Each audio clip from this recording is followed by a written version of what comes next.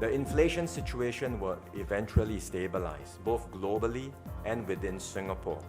But for now, we must expect price increases to continue in the coming months.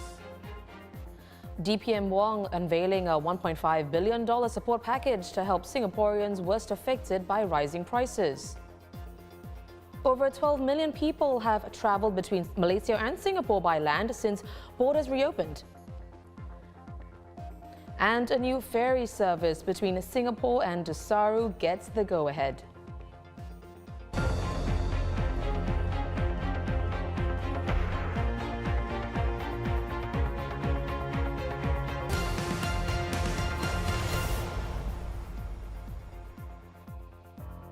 You're watching The Big Story with me, Olivia Quay. Remember to subscribe to the Straits Times channel so you never miss an episode. From special cash payments to wage increases, a $1.5 billion package of support measures was unveiled today for Singaporeans who need it the most at a time when the cost of living is increasing. Deputy Prime Minister and Finance Minister Lawrence Wong says slowing global growth and rising inflation are both of concern. Compared to other countries, Singapore is in a stronger position to deal with these economic challenges. Nevertheless, as a small and open economy, we have not been spared from the effects of higher prices. And indeed, over the last few months, we've seen prices going up steadily, especially for energy and food. The inflation situation will eventually stabilize, both globally and within Singapore.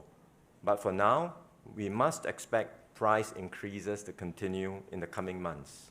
And in particular, energy prices are likely to remain elevated for the rest of the year. Looking at the measures DPM Wong announced, firstly, lower-income households will receive an additional GST voucher cash special payment of up to $300 to be given out in August. This is on top of the regular GSTV cash of up to $400 that was announced earlier. Every Singaporean household will get $100 in utilities credit. There will be permanent enhancements to Comcare, and the allowance and monthly pension ceiling for pensioners who draw lower pensions will be increased. For self-employed persons, eligible taxi main hirers and private hire car drivers will get a one-off relief of $150 in August to offset higher fuel costs. Freelance combi bus drivers, limousine drivers and delivery drivers are eligible for up to $300 in cash. Help will also be available for businesses in the form of an energy efficiency grant for those in the food services, manufacturing and retail sectors. And the maximum loan quantum will be increased for various enterprise financing schemes. For lower wage workers, the government will be enhancing the progressive wage credit scheme that was announced in the February budget statement. And the jobs growth incentive will be extended for another 6 months until next March. Meanwhile, Singapore's GST hike will proceed as planned in January, despite rising inflation and a higher cost of living. DPM Wong says the increase is necessary as Singapore's spending needs are rising very sharply, especially because of an aging population and healthcare spending. We have looked at the different possibilities for raising revenue, and we have made various revenue moves in the budget, including on personal income tax, property tax, and luxury car taxes. But they are still not enough, and that's why we have to raise the GST. But recognizing the uncertainties, recognizing the difficult economic environment, I had decided to push back the GST to as late as possible and to stagger the increase in 2 steps, and importantly, to put in place a very generous offset package. Essentially, for the majority of Singaporean households, they will not feel the impact of the GST increase for at least 5 years. With more is senior political correspondent Tham Yuen-C. Yuen-C, what did these support measures, which range from helping lower-income households to businesses, tell us about Singapore's situation currently and in the future? Hi Olivia. As Mr. Wong said, we were already expecting prices to rise, but the global inflation environment has worsened over the past months with the war in Ukraine and the protectionist measures by some countries putting stress on the global supply chains. So prices have continued to rise here, especially food and energy. And the government is now stepping in to help people cope as they have promised to. It looks like they expect the situation to get worse before it gets better. But Mr. Wong did say that he expects the momentum of price increases to slow down since the MAS had already stepped in early to act. But beyond the short-term challenges with inflation, there are longer-term challenges such as climate change and the geopolitical contestation between the US and China, leading to a more bifurcated world. So it looks like more uncertainty in future for Singapore, which is why Mr. Wong said several times that the challenges we face are longer term. Yuen-C, let's talk about the funding for this $1.5 billion support package. How has Mr. Wong managed to do that without drawing on past reserves? Well, it looks like we are expecting a better performance for the 2021 fiscal year compared to the estimates at Budget 2022. And we collected higher revenues in the fiscal year from a stronger than expected economic recovery. So it's not all doom and gloom.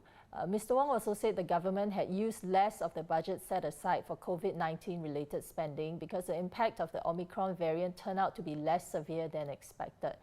So the $1.5 billion support package will not require a further draw on reserves and will be funded out of the government's existing budget.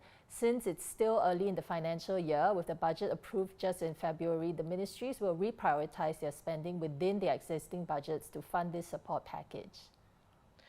Yuen-C, looking further ahead, how prepared is Singapore to weather a global recession if that happens? What did Mr. Wong say about that? The good thing is that Singapore's economy is still growing for now. We just opened up our borders and we've relaxed COVID-19 measures, so a lot of activity is returning. And the government is expecting healthy growth this year. But inflation is rising, and he did say that there's the risk things could go south with the global economy and the global inflation situation. So things are very fluid for now. Mr. Wong said the government is monitoring the global economy and it will see if there's a recession next year, how severe it might be and how it could impact Singapore, and will adjust the programs and measures as needed. Well, thank you to Tham Yuen-C, Senior Political Correspondent for The Straits Times. The support package also includes help for businesses directly affected by Malaysia's chicken export ban, with 11 abattoirs here receiving a one-month waiver of the foreign worker levy to help employers and preserve industry capabilities. Because of the ban, these places have had to stop production lines and put staff on leave. According to Johor's Menteri Besar, between April's border reopening and last Tuesday, more than 12 million people have travelled between Malaysia and Singapore via both land crossings. Giving the breakdown, he says some 6.3 million Malaysians and 2.3 million foreigners travelled through the causeway, and some 2.7 million Malaysians and 704,000 foreigners via the second link. Travel to Johor proving very popular by land, but how about by sea? If you're planning a trip to Johor, the new ferry service between Singapore's Tanah Merah Ferry Terminal and Johor's Desaru Coast Ferry Terminal has been approved. The Maritime and Port Authority of Singapore has reviewed and assessed that the appointed ferry operator, BatamFast, met the safety requirements for the proposed service. When the new ferry service begins, though, depends on BatamFast's final preparations to operate, including getting the necessary approvals from other authorities. Flooding brought about by the heavy monsoon rains in India and Bangladesh have killed at least 116 people and stranded millions.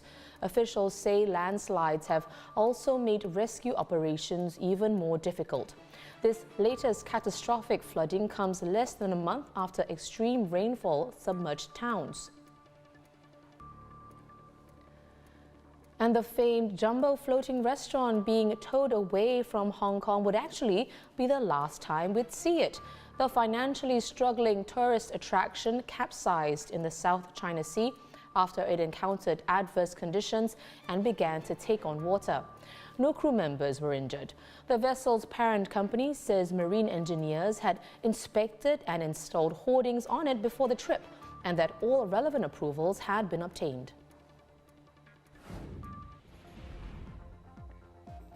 Well, those are our top stories today. Visit straitstimes.com for more news and our YouTube channel for more videos. Subscribe by hitting the red button below. I'm Olivia Quay, and I'll see you tomorrow for more stories on The Big Story.